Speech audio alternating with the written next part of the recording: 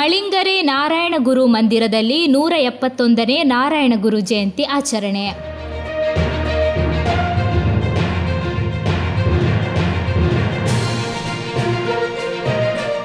ಮಳಿಂಗರೆ ನಾರಾಯಣಗುರು ಮಂದಿರದಲ್ಲಿ ಮೊರಶ್ರೀ ಐವಾರ್ ಭಗವತಿ ಕಣ್ಣೂರು ಯುವಜನ ಸಂಘ ಮಳಿಂಗರೆ ಇವರ ವತಿಯಿಂದ 171ನೇ ನಾರಾಯಣಗುರು ಜಯಂತಿಯನ್ನು ಆಚರಿಸಲಾಯಿತು. ಕಾರ್ಯಕ್ರಮದ ಅಧ್ಯಕ್ಷತೆಯನ್ನು ನಾರಾಯಣಗುರು ಮಂದಿರದ ಅಧ್ಯಕ್ಷರಾದ ಭಾಸ್ಕರ ಕುಂಬಳೆ ವಹಿಸಿದರು. ಕಾರ್ಯಕ್ರಮದ ಉದ್ಘಾಟನೆಯನ್ನು ವಿಜಯನ್ ಬದಿಯಡ್ಕ ನೆರವೇರಿಸಿದರು. ಮುಖ್ಯ ಅತಿಥಿಯಾಗಿ ತೀಯಾ ವೆಲ್ಫೇರ್ ಅಸೋಸಿಯೇಷನ್ನ ಅಧ್ಯಕ್ಷ ಗಣೇಶ್ ಪಾವೂರು ಭಾಗವಹಿಸಿದ್ದರು.